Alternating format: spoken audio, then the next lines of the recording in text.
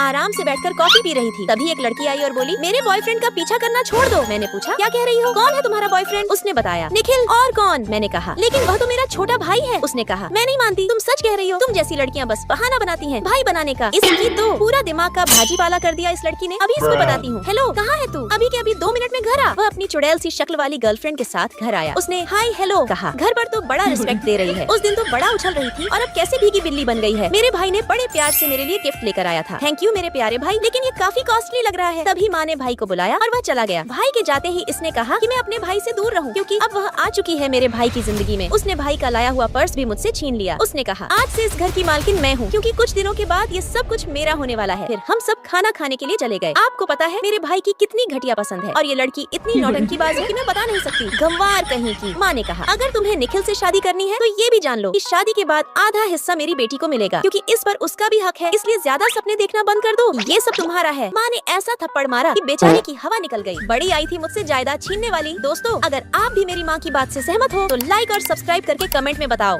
दोस्तों, आप सोच भी नहीं सकते आज मेरे साथ क्या हुआ। मुझे हार्ट प्रॉब्लम है और मुझे पैनिक अटैक आते रहते हैं। इसलिए अपना ख्याल रखने के लिए मैंने यश को बुलाया। डॉक्टर ने साफ कहा था किसी को मेरे पास रहना होगा, और जैसे ही यश अंदर आया ना, मैंने उसे डरा दिया। यश तो एकदम डर ही गया। ये यश डर गया। अच्छा, तो डॉक्टर ने तुम्हें भेजा है मेरा ख्याल रखने के लिए? बच्चों, तुम यहाँ ज्यादा देर नहीं टिकने वाले। मेरी हरकतें तुम्हें मजबूर कर देंगी लुंगी उठाकर भागने पर। यश बोला, मैं कोई छोटा बच्चा नहीं हूँ जो तुम्हारी इन हरकतों से डर जाऊँ। मैंने कहा, बेटा अभी ऐसा बोल रहे हो, बाद में पता चल ही जाएगा। यश बोला, मैं उनमें से नहीं हूँ जो डर कर भाग जाए। काम बताओ क्या क्या करना है? मैंने कहा, तुम खुद ही देख लो, जो समझ आए वो करो। फिर क्या, मैं आराम से बैठ गई और ये जनाब पूरे घर की साफ सफाई करने लगे। फिर मैंने कहा, मुझे अभी के अभी पिज्जा खाना है, जाके लेकर आओ। यश बाजार से पिज्जा ले आया। मैंने कहा, अगर साथ में कोल्ड ड्रिंक भी मिल जाए तो बात बन जाए, और मैं बस इशारे करती गई और यश सब करता गया। थोड़ी देर बाद मैंने कहा, यार मैं बहुत थक गई हूँ, मैं सोने जा रही हूँ। और हाँ, तुम भी थक गए होगे, थोड़ा आराम कर लो। उसके बाद मैं डॉक्टर से बात कर रही थी अपने हार्ट प्रॉब्लम के बारे में। डॉक्टर, मुझे बहुत तेज दर्द हो रहा है, चक्कर भी आ रहे हैं, मेरा दिल बहुत तेज घबरा रहा है, मैं क्या करूँ? यश ने चुपके से मेरी बात सुन ली और तभी मैं बेहोश हो गई। यश दौड़कर मेरे पास आया। उसने मुझे मेडिसिन दी, पानी पिलाया, और उसी दिन मुझे सच में एहसास हुआ कि यश वाकई मेरी फिक्र करता है। दोस्तों, अगर आप चाहते हो कि मैं जल्दी ठीक हो जाऊं तो वीडियो को लाइक करो, सब्सक्राइब करो और कमेंट में मेरे ठीक होने की दुआ जरूर करना।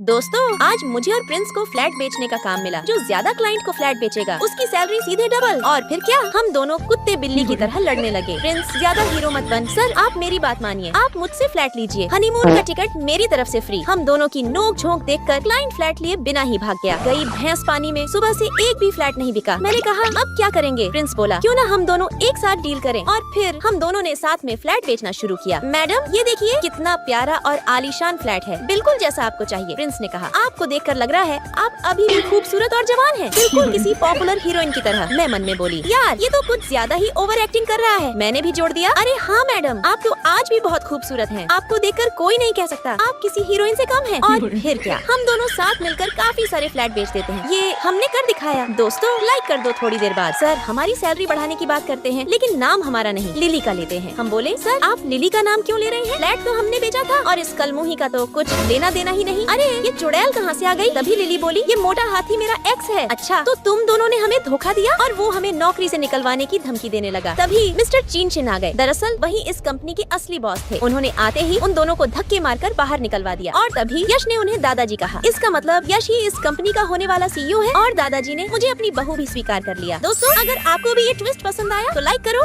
सब्सक्राइब करो और कमेंट में लाल दिल भेजो।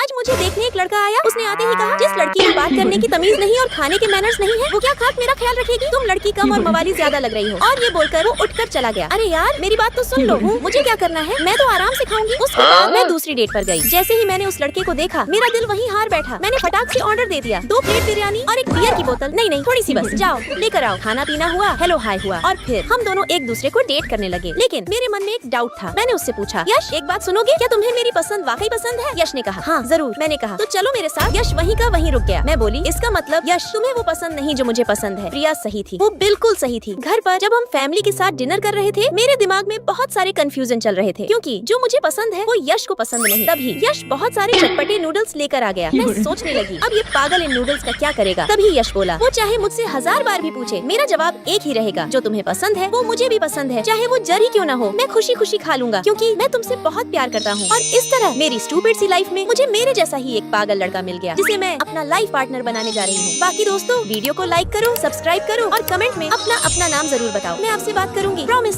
दोस्तों क्या आपको भी अपनी स्कूल लाइफ में किसी से प्यार हुआ था? तो ये वीडियो आपके लिए है। अब आप सभी सोच रहे होंगे कि मैं और यश छुप क्यों रहे हैं। मैं जैसे ही क्लास में गई, प्रिया आकर बोली, जीजू को ढूंढ रही हो क्या?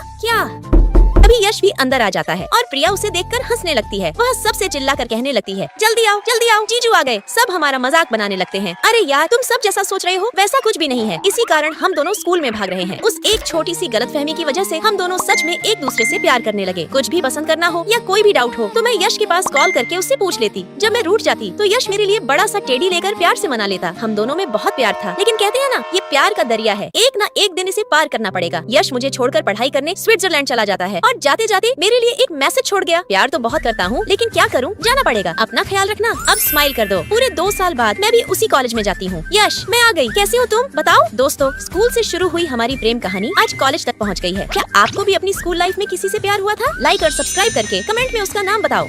दोस्तों क्या आपके साथ भी ऐसा हुआ है? आज सुबह मैंने यश से बड़े प्यार से कहा, सुनो ना बेबी, ये देखो कितना अच्छा नेकलेस है, मैं इसे ऑर्डर कर लूं? यश ने ऑर्डर करने से साफ इनकार कर दिया और बोला, पैसे झाड़ियों पर नहीं उगते जो तुम ऐसे हवा में उड़ा रही हो। और वह सोने लगा। इसने मुझे मना कैसे किया? इसकी इतनी हिम्मत, क्या इसको मेरा जरा भी डर नहीं है कि अगर मैं गुस्सा हो गई तो इसके साथ क्या होगा? मुझे इसका बदला लेना होगा इससे। उसके बाद ये लो, जाओ बाहर कचरा फेंक कर आओ, तुम इसी लायक हो। उसके बाद मैं इसके साथ डिनर पर जाती हूँ। इतना बुरा खाना कौन ही खाता है? तुम ही खाओ इसे, पता नहीं कैसी जगह लेकर आ गए हो। यश इधर देखो, उस दिन तो तुमने मुझे रोक दिया था, लेकिन आज तुम मुझे नहीं रोक सकते, समझे? और हाँ, जाओ, सारे के सारे कपड़े तुम ही धोगे। मुझसे बोलो माँ, तुम्हारी यही सच्चा है। उसके बाद मैं यश को चैन से बाथरूम भी करने नहीं देती। पहले तुम इसके पैसे दो, फिर मैं जाऊंगी। यहाँ तक कि मैं इसे चैन से मोबाइल भी चलाने नहीं देती। देखा आपने, एक गलती की सजा की कितनी बड़ी कीमत चुकानी पड़ रही है। दोस्तों क्या आप भी ऐसा करते हो? तो लाइक और सब्सक्राइब करके कमेंट में बताओ। दोस्तों आज हमारा मैट्रिक बोर्ड का रिजल्ट आया। मैथ में फेल, हिंदी में टॉप, संस्कृति में फेल और इंग्लिश में तो 0 बंटा। हम दोनों की खोपड़ी एक जैसी थी, दिमाग में फुसा भरा था और फिर हमें एक दूसरे के साथ पढ़ाई करने की पनिशमेंट मिल गई। मैं बोली, अरे नहीं यार, इससे अच्छा तो मुझे टॉयलेट का काम मिल जाता, मुझसे इतना पढ़ा नहीं जाएगा। फिर क्या, हम दोनों बंदर एक दूसरे के पीछे पीछे घूमते, याद करते और एक दूसरे से शेयर करके पढ़ते। जैसा मैम ने कहा था, पढ़ाई के साथ थोड़ी मस्ती भी करते। और फिर हम दोनों का रिजल्ट आया 90% मार्क्स। मैंने कहा, यश तुम्हारा बहुत बहुत शुक्रिया, तुमने मेरी बहुत हेल्प की। हम दोनों के डाउट भी क्लियर हो गए और हम दोनों एक दूसरे के और करीब आ गए। हम साथ बैठकर पढ़ते और यश पढ़ते पढ़ते मेरे ऊपर ही सो जाता, खर्राटे लेने लगता। मैं बोलती, ओए बंदर चल उठ। फिर सेकंड सेमेस्टर का एग्जाम आया और हमें अलग अलग पढ़ना पड़ा। सेल्फ स्टडी करनी थी। धीरे धीरे हम एक दूसरे से दूर होने लगे, लेकिन अगर किसी को डाउट होता तो मैसेज जरूर कर लेते। फिर ठंडियों का मौसम आ गया और हमारी बातचीत ना के बराबर हो गई और फिर हम अलग हो गए। पूरे 2 साल बाद जब मैं कॉलेज पहुंची, मेरी फ्रेंड मुझे एक लड़का दिखाने ले गई। मैंने कहा, गर्ल सुन, मुझे किसी और को देखने की जरूरत नहीं, मेरे दिल में पहले से एक राजकुमार है। तभी पीछे से आवाज आई, कहीं वो राजकुमार मैं तो नहीं हूँ? जब मैंने पीछे मुड़कर देखा तो वो कोई और नहीं, यश था। यश ने कहा, मैंने तुम्हें बहुत मिस किया, बहुत याद आ रही थी तुम्हारी। मैं बोली, यही है मेरा राजकुमार और मेरा हैंडसम यश। यश ने मुझे पास खींच कर कहा, और लाइफ पार्टनर भी। दोस्तों क्या आप भी चाहते हो कि हम दोनों लाइफ पार्टनर बन जाएं? तो लाइक करो, सब्सक्राइब करो और कमेंट में जरूर बताओ।